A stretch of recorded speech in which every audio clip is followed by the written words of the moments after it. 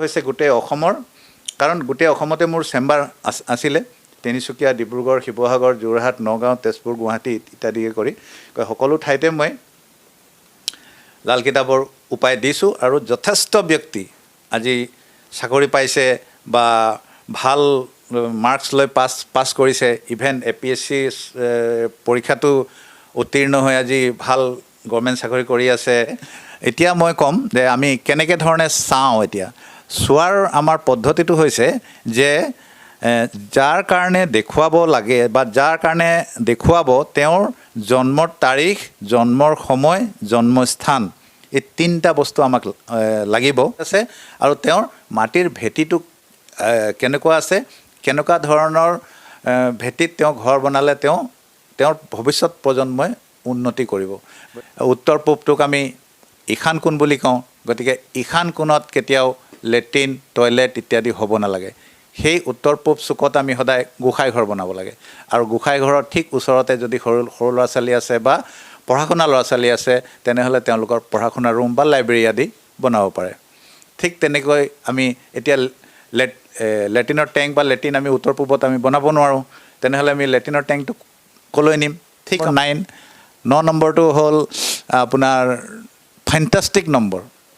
9 নম্বৰৰ যিবিলাক ব্যক্তি হয় তেওঁলোক বিৰাট ফেণ্টাষ্টিক থাকে। তেওঁলোকৰ জীৱনত তেনেকুৱা নিজৰ বুলিবলৈ নাথাকে একো। তেওঁলোকে গোটেই পৰিয়ালটোৰ কাৰণে গোটেই জীৱনটো দি দিয়ে আৰু বিন্দাছ থাকে। তেওঁলোক ক্ৰিয়েটিভিটি মানে আপুনি যিটো বিষয় লৈ ল'ব সেইটো বিষয়ৰ আপুনি প্ৰগাঢ় জ্ঞান থাকিব, আপোনাৰ টেকনিকেল নলেজ বহুত বেছি থাকিব, কিন্তু প্ৰচাৰ প্ৰসাৰত আপুনি বহুত বেছি ছাকচেছ নাপাব জীৱনত। হয়নে নহয় কওক? সেইটো হয় মানে নমস্কাৰ, মই ঋতুপৰ্ণ ভূঞাই সকলোকে স্বাগতম জনাইছোঁ। আৰু আজি মোৰ সৈতে উপস্থিত আছে এগৰাকী বিশেষ ব্যক্তি, আৰু ব্যক্তিগৰাকী হৈছে অসমৰ একমাত্ৰ আৰু প্ৰথমগৰাকী জ্যোতিষী বুলি ক'ব লাগিব। আৰু তেওঁ লাল কিতাপ খিতাপধাৰী জ্যোতিষী ৰবীন্দ্ৰনাথ ডাঙৰীয়া, আৰু তেওঁ মোৰ সৈতে উপস্থিত আছে। আৰু তেওঁৰ সৈতে আজি বহুখিনি কথাই পাতিম, আৰু যিখিনি কথাৰ দ্বাৰা আপোনালোকো উপকৃত হ'ব পাৰিব। আৰু পোনপ্ৰথমেই মই ৰবীন্দ্ৰনাথ ডাঙৰীয়াক স্বাগতম জনাইছোঁ মোৰ এই অনুষ্ঠানটোলৈ। নমস্কাৰ। আৰু তেখেত তিনিচুকীয়া জিলাৰ ৰূপাই যি ডন বস্কো স্কুল আছে, সেই ডন বস্কো স্কুলৰ ওচৰতে তেওঁ বসবাস কৰে। গতিকে আজি আমি বিভিন্ন বৰ্তমান যিসমূহ সমস্যা আছে, আপোনালোকে সমস্যাসমূহৰ সমাধান বিচাৰে, সেই সমস্যাসমূহৰ বিষয়েও আলোচনা কৰিম, জ্যোতিষৰ বিভিন্ন বিষয়ৰ ওপৰতো আলোচনা কৰিম। গতিকে প্ৰথমতে ৰবীন্দ্ৰনাথ ডাঙৰীয়াৰ পৰা সুধিব বিচাৰিছোঁ যে যিহেতু বৰ্তমান অসমখন বিভিন্ন জ্বলন্ত সমস্যাৰে ভাৰাক্ৰান্ত, আৰু এই সমস্যাসমূহৰ পৰা পৰিত্ৰাণ পাবলৈ জ্যোতিষৰ কি উপায় অৱলম্বন কৰিব লাগে বুলি আপুনি ক'ব বিচাৰিব? জ্যোতিষশাস্ত্ৰৰ যোগেদি আমি আমাৰ জীৱনত চলি থকা বিভিন্ন সমস্যাসমূহৰ সমাধান আমি পাব পাৰোঁ, যদি সঠিকভাৱে আমি কৰোঁ। এতিয়া কথাটো হ'ল যে আমি কেনেধৰণে আমাৰ উপায়বিলাক আমি কৰিছোঁ, বা জ্যোতিষীসকলে দিয়া যিবিলাক বিধানবিলাক আমি কেনেকৈ ধৰণে কৰিছোঁ, সেই বস্তুটোৰ ওপৰত বা কেনেকুৱা বিধান কৰিছোঁ আমি সেই বস্তুটোৰ ওপৰত যথেষ্ট নিৰ্ভৰ কৰে যে আমি কেনেকৈ ধৰণে আমাৰ জীৱনত আমি এই সমস্যাবিলাকৰ পৰা পৰিত্ৰাণ পাম। এতিয়া জ্যোতিষশাস্ত্ৰৰ প্ৰধান বস্তুটোৱে হৈছে বৈদিক জ্যোতিষ। আমি বিশেষভাৱে বৈদিক জ্যোতিষৰ ওপৰত ভিত্তি কৰি আমি আমাৰ সমস্যাৰ সমাধানবিলাক আমি দিওঁ। আৰু তাৰ লগত আমি লাল কিতাপ জ্যোতিষ যিটো হয়, যিটো বিষয়ত অসমত একমাত্ৰ আৰু প্ৰথমজন জ্যোতিষী মই, গতিকে লাল কিতাপৰ যোগেদি আমি লাল কিতাপৰ যিবিলাক উপায় হয়, সেই লাল কিতাপৰ উপায়বিলাকৰ যোগেদি মানুহ যথেষ্ট উপকৃত হৈছে। বিশেষভাৱে এই লাল কিতাপৰ উপায় প্ৰথম অৱস্থাত মই ইয়াৰ বিষয়ে সিমান এটা মোৰ জ্ঞান নাছিলে। প্ৰথম অৱস্থাত মই এই উপায়বিলাক নিজে কৰিলোঁ। বিশেষভাৱে যেতিয়া মই নিজে কৰি উপকৃত হ'লোঁ, তাৰ পিছত মই লাহে লাহে ইয়াক মোৰ যিসকল পৰিয়ালৰ লোক আছিলে তেওঁলোকক মই দিলোঁ, তেওঁলোক উপকৃত হ'ল। তাৰ পিছত মই লাল কিতাপ জ্যোতিষক সমাজৰ আৰু আমাৰ গোটেই অসমৰ ৰাইজৰ মাজলৈ লৈ গ'লোঁ, আৰু তেওঁলোকক ইয়াৰ সমাধান দিবলৈ আৰম্ভ কৰিলোঁ। আৰু যেতিয়া মই দেখিলোঁ যে যথেষ্ট উপকৃত হৈছে ইয়াৰ দ্বাৰা, গতিকে লাল কিতাপৰ উপায় কৰি পেলাই মানুহ যথেষ্ট উপকৃত হ'ব পাৰে আৰু আমাৰ যিবিলাক জ্বলন্ত সমস্যা আজি আছে অসমত যেনেকৈ আজি স্কুল কলেজত বিভিন্ন ধৰণৰ ল'ৰা ছোৱালীবিলাকে কম্পিটিশ্যন আজি এটা কম্পিটিশ্যনৰ যুগ কোনে কিমান মাৰ্কছ লৈ আগবাঢ়িব পাৰে বিশেষকৈ কেৰিয়াৰৰ ক্ষেত্ৰত আমি কোনে কেনেকৈ আগবাঢ়িব পাৰে বা আজি চাকৰি বাকৰিৰ ক্ষেত্ৰত কেনেকৈ ধৰণে আমি আগবাঢ়িব পাৰোঁ নহয় জানো গতিকে ইয়াত জ্যোতিষৰ যথেষ্ট অৱদান আছে জ্যোতিষৰ বিভিন্ন ধৰণৰ উপায় কৰিব পাৰে লগতে কৰ্মটো আছেই কাম কৰিবই লাগিব যেনেকৈ বিদ্যাৰ্থীয়ে পঢ়িবই লাগিব বা এজন যি আপোনাৰ ইণ্টাৰভিউ দিবলৈ যোৱা এজন ছাত্ৰই বা এজন ষ্টুডেণ্টে তেওঁ নিজৰ যিখিনি কৰণীয় আছে সেইখিনি কৰিবই লাগিব তাৰ উপৰিও ভাগ্য বুলি এটা বস্তু আছে নহয় জানো গতিকে সেই ভাগ্য বস্তুটো সলনি কৰিব নোৱাৰে কোনেও কিন্তু সেই ভাগ্য বস্তুটোক অলপমান ৰেক্টিফাই কৰি যাতে কিবা এটা যদি সমস্যা হৈ আছে তাৰ কিবা এটা গ্ৰহ কিবা এটা প্লেনেটাৰী যদি তাৰ বেয়া হৈ আছে তাৰ শুৱনিখনত যেতিয়া আমি বৈদিক জ্যোতিষৰ যোগেদি তেওঁ শুৱনিখন বনাম তাত যদি কিবা গ্ৰহ বেয়া হৈ আছে তেনেহ'লে সেই গ্ৰহটোক অলপমান ঠিক কৰি পেলাই তেওঁৰ জীৱনত আমি প্ৰস্পেৰিটি দিবৰ কাৰণে তেওঁক কিবা এটা চাকৰিৰ ফালে আগবঢ়াই দিবৰ কাৰণে আমি চেষ্টা কৰোঁ আমি যথেষ্ট চেষ্টা কৰোঁ আৰু সেই ব্যক্তি বিশেষক যিবিলাক উপায় দিয়া হয় যদি ভালমতে তেওঁ কৰে সঠিকভাৱে যদি কৰে বিধিসন্মতভাৱে যদি কৰে তেনেহ'লে অৱশ্যেই 100% তেওঁলোক ছাকচেছ হয় গতিকে বৈদিক জ্যোতিষ আৰু লাল কিতাপৰ যোগেদি আমি যথেষ্ট ছাকচেছ মানে কৰিব পাৰিম বুলি মই ভাবোঁ আৰু এনেকুৱা হৈছেও যথেষ্ট ৰাইজ উপকৃত হৈছে গোটেই অসমৰ কাৰণ গোটেই অসমতে মোৰ চেম্বাৰ আছিলে তিনিচুকীয়া ডিব্ৰুগড় শিৱসাগৰ যোৰহাট নগাঁও তেজপুৰ গুৱাহাটী ইত্যাদিকে কৰি সকলো ঠাইতে মই লাল কিতাপৰ উপায় দিছোঁ আৰু যথেষ্ট ব্যক্তি আজি চাকৰি পাইছে বা ভাল মাৰ্কছ লৈ পাছ কৰিছে ইভেন APSC পৰীক্ষাটো উত্তীৰ্ণ হৈ আজি ভাল গভৰ্ণমেণ্ট চাকৰি কৰি আছে বা বিভিন্ন ধৰণৰে IPSত আছে বা তেনেকুৱা ধৰণৰ বিভিন্ন চাকৰি লাল কিতাপৰ উপায় কৰি পাইছে আৰু যথেষ্ট উপকৃত আছে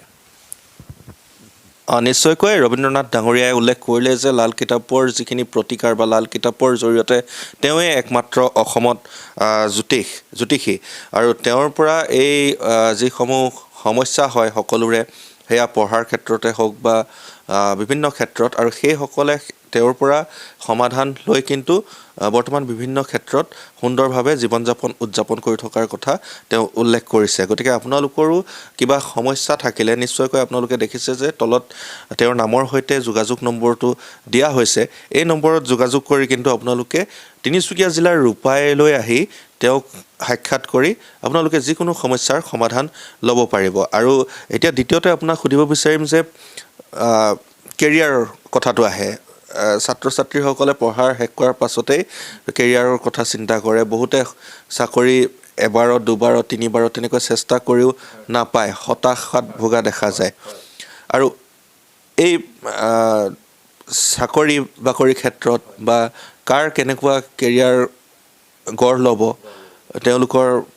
মানে আপুনি কি ধৰণেৰে চাই বা কি ধৰণেৰে তেওঁলোকক প্ৰতিকাৰ দিয়ে ভাল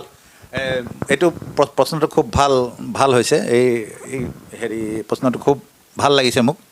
আপোনাৰ প্ৰশ্নটো গতিকে এতিয়া মই ক'ম যে আমি কেনেকৈ ধৰণে চাওঁ এতিয়া চোৱাৰ আমাৰ পদ্ধতিটো হৈছে যে যাৰ কাৰণে দেখুৱাব লাগে বা যাৰ কাৰণে দেখুৱাব তেওঁৰ জন্মৰ তাৰিখ জন্মৰ সময় জন্মস্থান এই তিনিটা বস্তু আমাক লাগিব মোক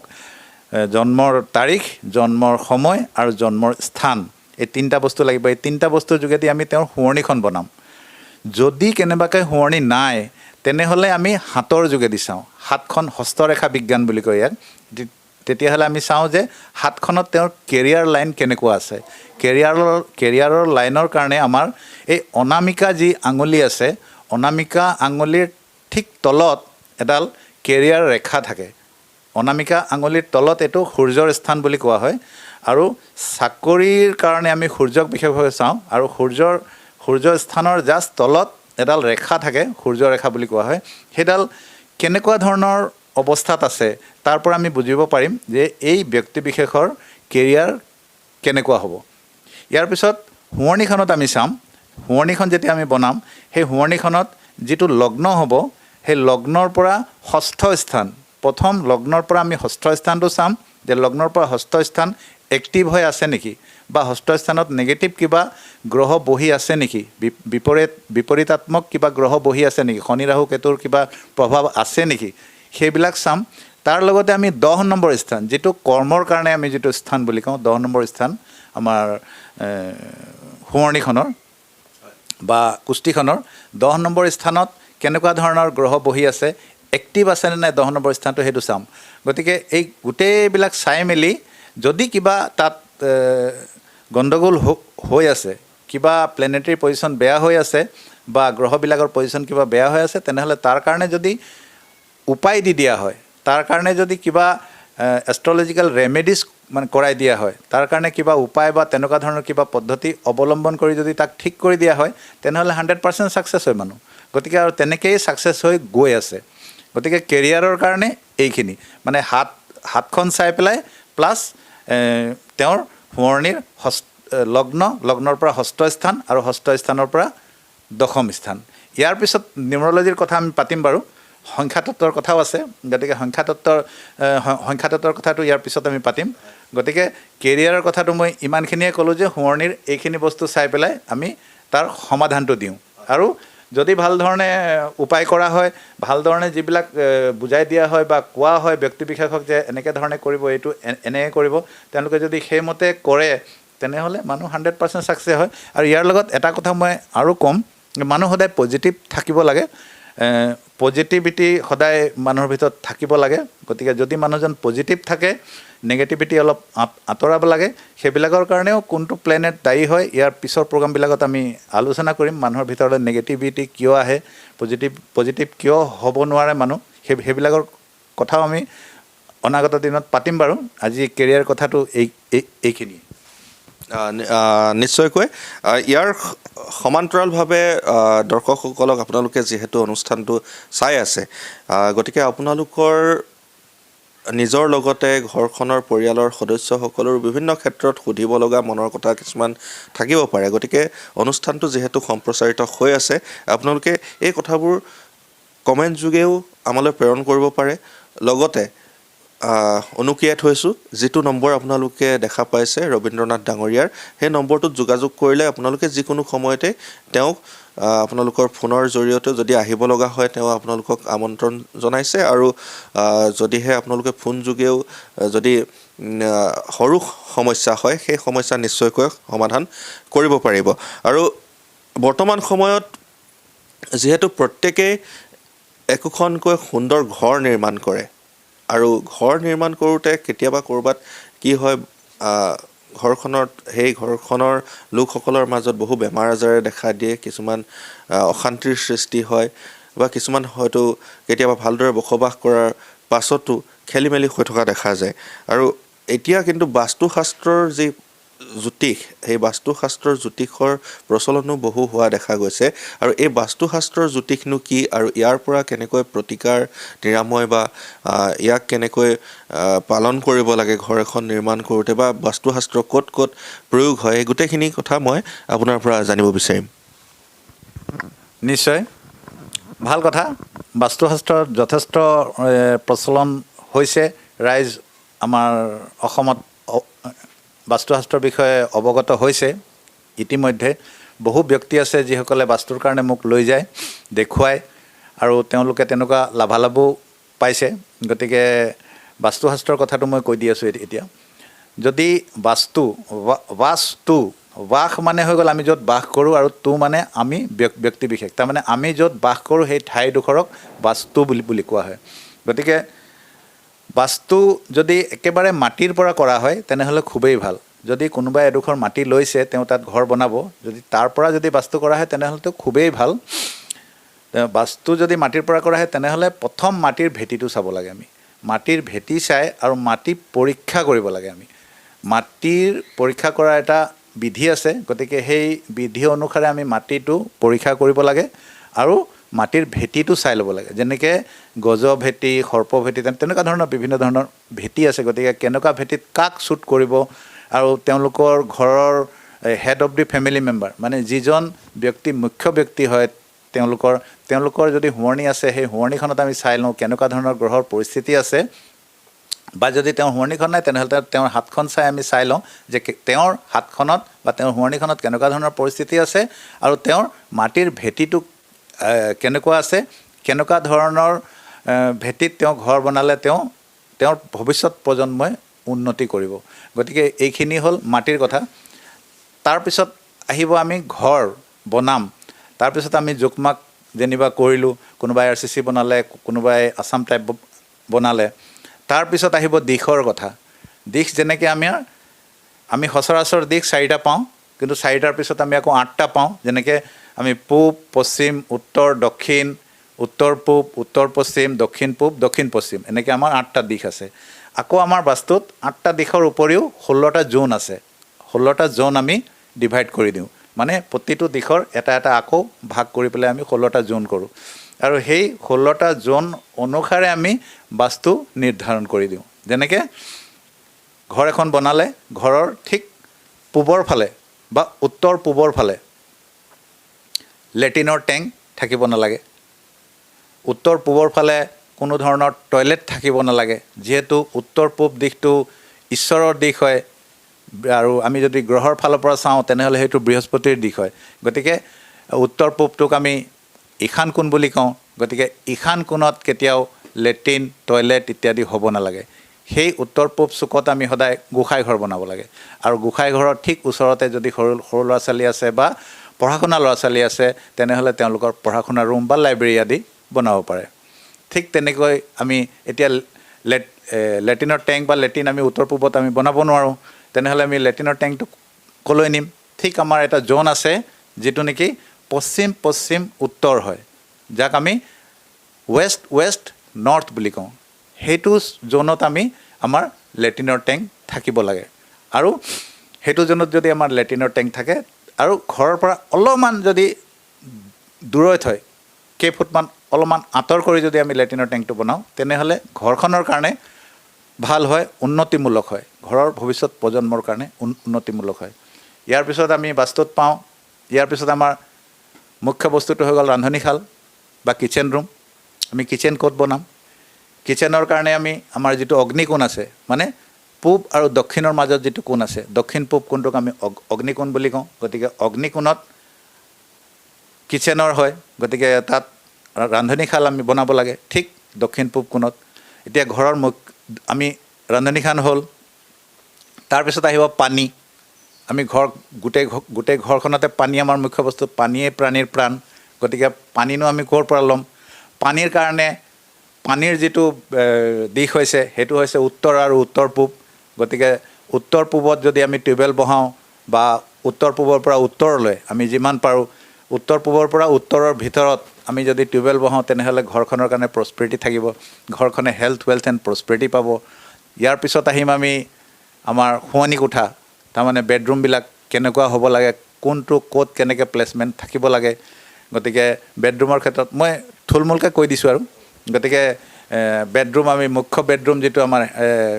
মাষ্টাৰ বেডৰুম বুলি যাক কয় সেইটো আমাৰ যদি দক্ষিণ পশ্চিমত হয় তেনেহ'লে খুবেই ভাল গতিকে দক্ষিণ পশ্চিমত আমাৰ বাস্তুমতে মুখ্য যিটো আমাৰ শোৱনি কোঠা আছে সেইটো হ'ব লাগে ইয়াৰ পিছত আহিলে পঢ়া শুনাৰ কাৰণে পূবৰ ফালে মুখ কৰি ল'ৰা ছোৱালীয়ে পঢ়িব লাগে বা উত্তৰৰ ফালে মুখ কৰি পঢ়িব লাগে ইয়াৰ পিছত সচৰাচৰ দেখা যায় যে আমাৰ ঘৰবিলাকত ভিতৰতে লেট্ৰিন বাথৰুমৰ যিবিলাক টয়লেটৰ যিটো ব্যৱস্থা আছে টয়লেটৰ ব্যৱস্থাটো আমি যদি আমাৰ ঘৰৰ ভিতৰত যদি আমি কৰোঁ তাৰ কাৰণেও বাস্তুত কিছুমান বিধান আছে সেই বিধান অনুসাৰে আমি জোন চাই পেলাই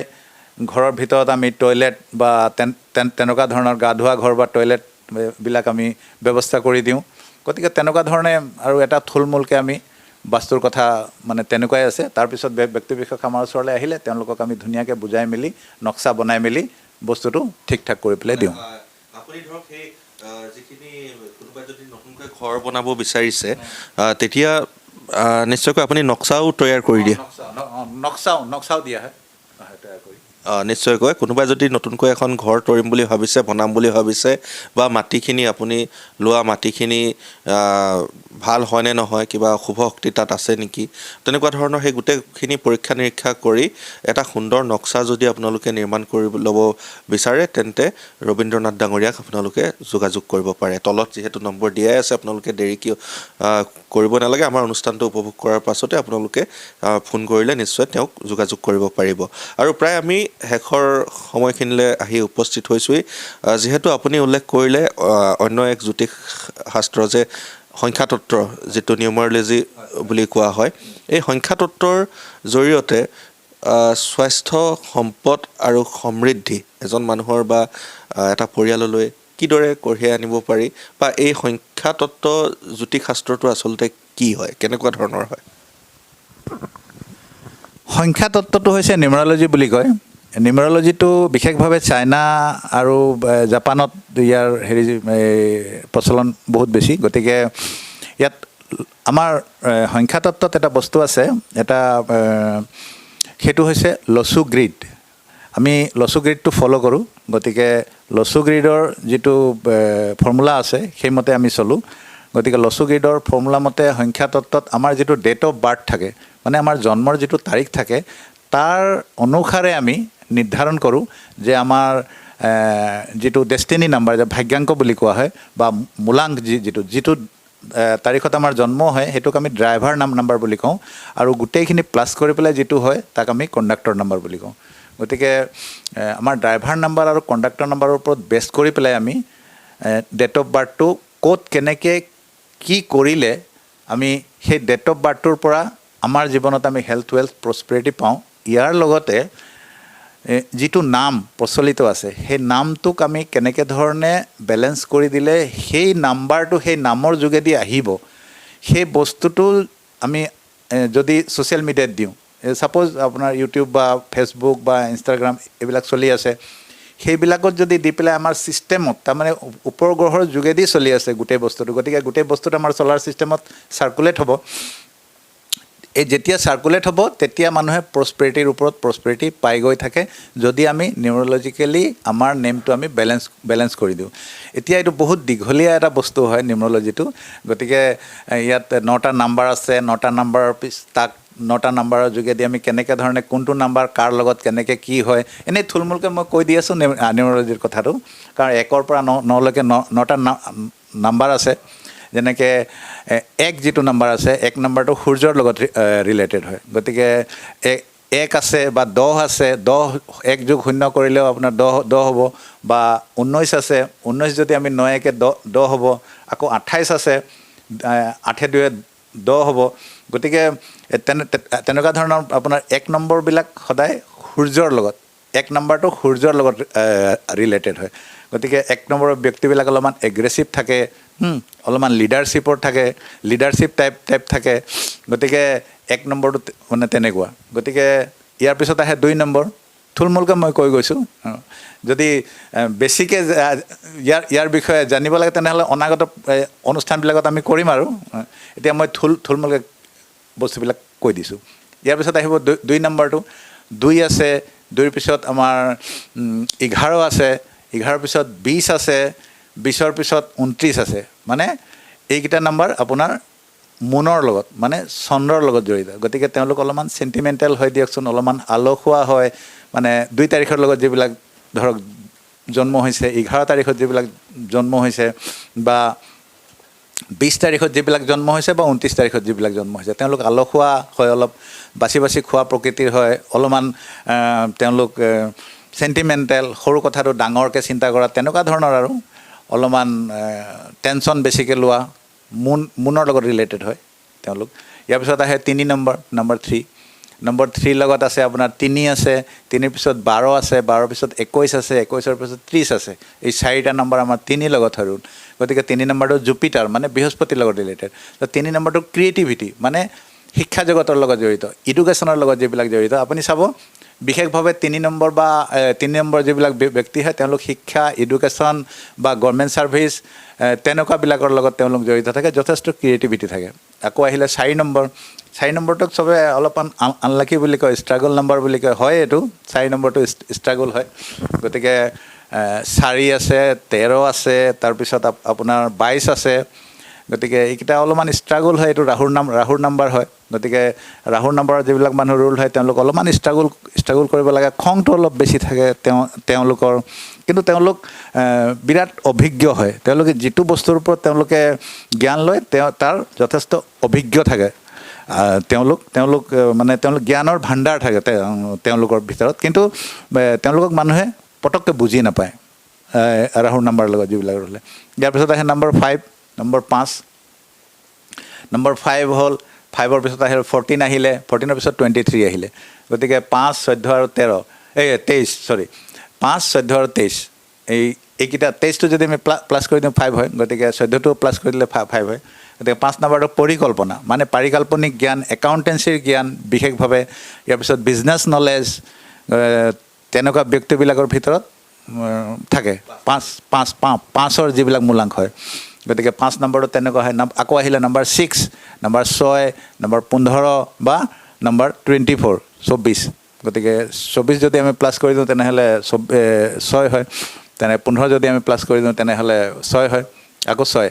তো 6 নম্বৰটো শুক্ৰৰ লগত ৰিলেটেড গতিকে তেওঁলোক শুক্ৰৰ লগত যিবিলাক ৰিলেটেড হয় তেওঁলোক অলপমান জেদি হয় তেওঁলোক অলপমান ষ্টাইলিছ হয় তেওঁলোক খৰচী হয় বেছি আপুনি চাব যিবিলাক ব্যক্তি 6ৰ লগত ৰিলেটেড হয় তেওঁলোক খৰচী হয় বেছি আকৌ জেদিও হয় আৰু তেওঁলোক অলপমান মিডিয়া লাইনৰ লগত বা তেওঁলোক এইবিলাক বস্তু অলপমান আমোদপ্ৰিয় বস্তুবিলাক বহুত বেছি ভাল পায় গতিকে তেওঁলোকে যদি হোটেল মেনেজমেণ্ট বা আপোনাৰ বিভিন্ন ধৰণৰ আমোদপ্ৰিয় যিবিলাক বা আপোনালোকৰ যিটো মিডিয়া লাইন আছে এইবিলাক লাইনত যদি আহে তেতিয়াহ'লে তেওঁলোকৰ ছাকচেছ থাকে তাৰপিছত আহে নম্বৰ 7 নম্বৰ কেতুৰ লগত ৰিলেটেড হয় 7 নম্বৰ স্পিৰিচুৱেল হয় তেনেকুৱা বৰ চিধা থাকে তেনেকুৱা মানুহ 7 16 25 যেনেকৈ 25 তাৰিখে আমাৰ জিছাছ ক্ৰাইষ্ট তেওঁৰ জন্ম হৈছিলে গতিকে তেওঁ স্পিৰিচুৱেল তেওঁ আছিলে খ্ৰীষ্টান ধৰ্মৰ প্ৰৱৰ্তক গতিকে সেইটো স্পিৰিচুৱেল নাম্বাৰ বুলি কোৱা হয় নম্বৰ 7টোক গতিকে নম্বৰ 7ৰ লগত যিবিলাক মানুহ ৰুল হয় তেওঁলোক আপোনাৰ স্পিৰিচুৱেলিটি বহুত বেছি থাকে ধাৰ্মিক থাকে তেনেকুৱা বৰ চিধা থাকে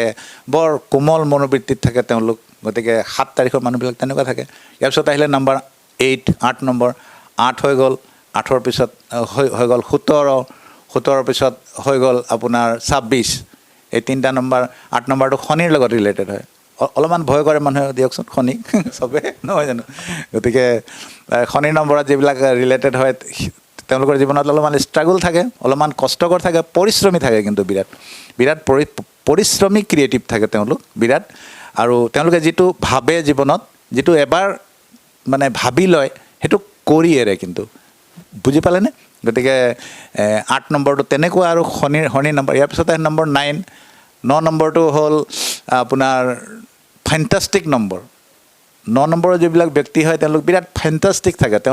তেওঁলোকৰ জীৱনত তেনেকুৱা নিজৰ বুলিবলৈ নাথাকে একো তেওঁলোকে গোটেই পৰিয়ালটোৰ কাৰণে গোটেই জীৱনটো দি দিয়ে আৰু বিন্দাছ থাকে তেওঁলোক যেনেকৈ 9 নম্বৰ হৈ গ'ল 18 হৈ গ'ল আৰু 27 হৈ গ'ল গতিকে তেওঁলোক বিন্দাছ থাকে তেওঁলোক খেল ধেমালিত বেছি থাকে ইনষ্ট্ৰুমেণ্টত বেছি থাকে বা সাংস্কৃতিক দিশটোত বিশেষভাৱে জড়িত থাকে গীত মাতৰ লগত জড়িত থাকে তেওঁলোক ব্যক্তি আপুনি 9 নম্বৰৰ মানুহ বলিউড বা তেনেকুৱা ধৰণৰ চিনেমা জগতৰ লগতো যথেষ্ট জড়িত পাব গতিকে এইখিনি নিউমৰলজি ইয়াৰ পিছত আপুনি হেল্থ ৱেলথ এণ্ড প্ৰস্পেৰিটি পাবলৈ কেনেকৈ ধৰণে মিলাই পেলাই দিয়া যাব সেইটো ব্যক্তি বিশেষৰ ডেট অফ বাৰ্থৰ লগত কানেক্টেড আছে হয় আৰু দাদা যিহেতু আপুনি 1ৰ পৰা 9লৈকে এই সংখ্যাকেইটাৰ কথা ক'লে 1ৰ পৰা 9লৈকে ক'লে এতিয়া প্ৰত্যেকে যিসকলে হয়তো অনুষ্ঠানটো চাই আছে তেওঁলোকৰ বা কিমান হয় সংখ্যাটো সেইটো মনত এটা খুদুৱনি লাগিব পাৰে এই যিটো 8 বা 6 বা 4 এই ডেট অফ বাৰ্থটোৰ লগত মানে কেনেকৈ সেই সংখ্যা দুটা যোগ কৰি নে কিবা কেনেকৈ কৰা হয় সেইটো একচুৱেলি 13 জুলাই এতিয়া 13 জুলাই সেই সংখ্যাকেইটাৰ ভিতৰত কেনেকৈ মানে আমি 13 জুলাই আৰু চনটো 1991 তেনেহ'লে 13 যদি আমি যোগ কৰি দিওঁ 4 হৈ গ'ল আকৌ জুলাইত 7 আহি গ'ল আকৌ 1991 1991 যদি আমি গোটেইখিনি প্লাছ কৰি দিওঁ যেনেকৈ 13 প্লাছ কৰিলে 4 হ'ল 4 লগত আমি যদি 7 প্লাছ কৰি দিওঁ 7টো যদি যোগ কৰি দিওঁ তেনেহ'লে 4 7 আপোনাৰ 11 হ'ল 11 লগত যদি আমি 1 যোগ কৰি দিওঁ তেনেহ'লে 12 হ'ল আকৌ 1991 9 কে 10 কে আকৌ 11 মানে গোটেইখিনি যদি আমি প্লাছ কৰি দিওঁ 9 কে 10 9 19 কে 20 7 27 আৰু ইফালে হৈ গ'ল 4 27 4 আপোনাৰ 31 হৈ গ'ল 31 তো 31টো যদি আমি যোগ কৰি দিওঁ তেনেহ'লে 4 হৈ গ'ল তেনেহ'লে আপোনাৰ আগফালে আহি গ'ল 4 তাৰমানে আপোনাৰ মূলাং 4 আৰু ভাগ্যাং 4 মানে আপুনি 4 লগত আপুনি ৰাহুৰ লগত ৰিলেটেড তো আপুনি যথেষ্ট ক্ৰিয়েটিভিটি মানে আপুনি যিটো বিষয় লৈ ল'ব সেইটো বিষয়ৰ আপুনি প্ৰগাঢ় জ্ঞান থাকিব আপোনাৰ টেকনিক্যাল নলেজ বহুত বেছি থাকিব কিন্তু প্ৰচাৰ প্ৰসাৰত আপুনি বহুত বেছি সাকসেছ নাপাব জীৱনত হয় নে নহয় কওক সেইটো হয় মানে কৰিছোঁ কিন্তু ধৰক আজি এইখিনিয়ে কৰি আছোঁ মানে আপুনি কোৱাৰ দৰে যিমানখিনি আগবাঢ়িব লাগে মই ভাবোঁ সিমানখিনি হোৱা নাই কিন্তু আৰু আপোনাৰ যেটো খংটো অলপ বেছি থাকিব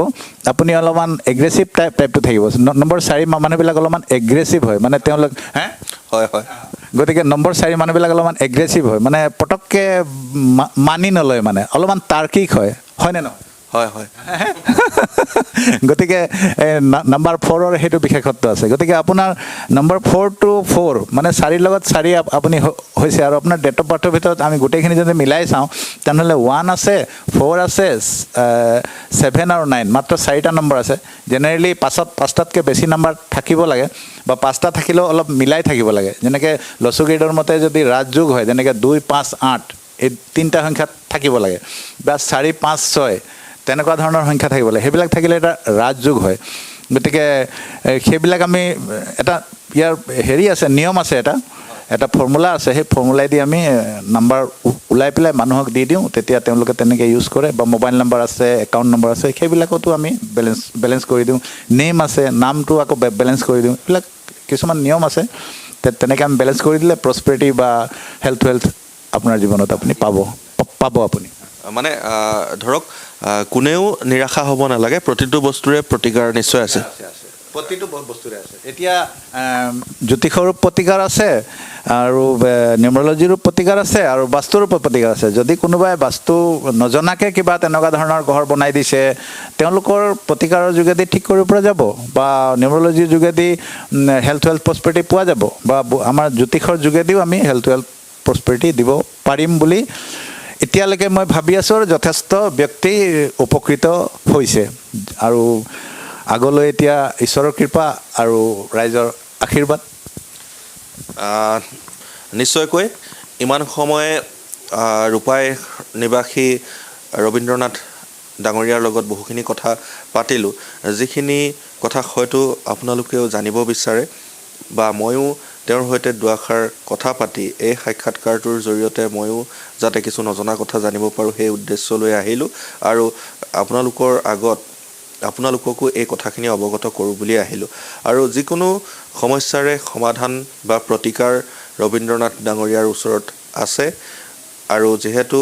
লাল কিতাপ খিতাপধাৰী প্ৰথমগৰাকী বা একমাত্ৰ অসমৰ তেওঁৱেই জ্যোতিষী আৰু বিভিন্ন ক্ষেত্ৰত তেওঁ সমাধান দি আহিছে ৰাইজৰ উপকাৰ সাধন কৰি আহিছে আৰু আপোনালোকে তিনিচুকীয়া জিলাৰ ৰূপাইস্থিত যিখন ডন বস্কো স্কুল তাৰ মুখে মুখে এটা বাট সোমাই গৈছে আৰু সেই বাটেদি সোমাই আপোনালোকে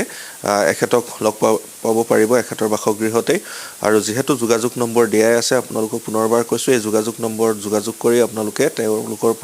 তেওঁৰ পৰা যিসমূহ প্ৰতিকাৰ লাগে বা যিকোনো সমস্যা আপোনালোকে সমাধান তেওঁৰ পৰা লাভ কৰিব পাৰিব গতিকে বেছি দীঘলীয়া নকৰোঁ আৰু আজিৰ অনুষ্ঠানটো আমি ইয়াতে সামৰিব লাগিব আৰু পৰৱৰ্তী সময়ত যদি আপোনালোকে অনুৰোধ কৰে নিশ্চয়কৈ আমি এই অনুষ্ঠানটোৰ আকৌ তেওঁৰ ওচৰলৈ আহিম আকৌ বিভিন্ন কথা পাতিম আপোনালোকৰ কাৰণে গতিকে আজি বেছি দেৰি নকৰোঁ আজি ইমানতে সামৰিছোঁ পুনৰবাৰ মই ৰবীন্দ্ৰনাথ ডাঙৰীয়াক ধন্যবাদ জ্ঞাপন কৰিছোঁ আপুনিও এইকণ সময় আজি দিয়াৰ বাবে আপোনাৰ সুস্বাস্থ্য আৰু দীৰ্ঘায়ু কামনা কৰিলোঁ ধন্যবাদ অসমবাসী ৰাইজলৈ নমস্কাৰ জয় আই অসম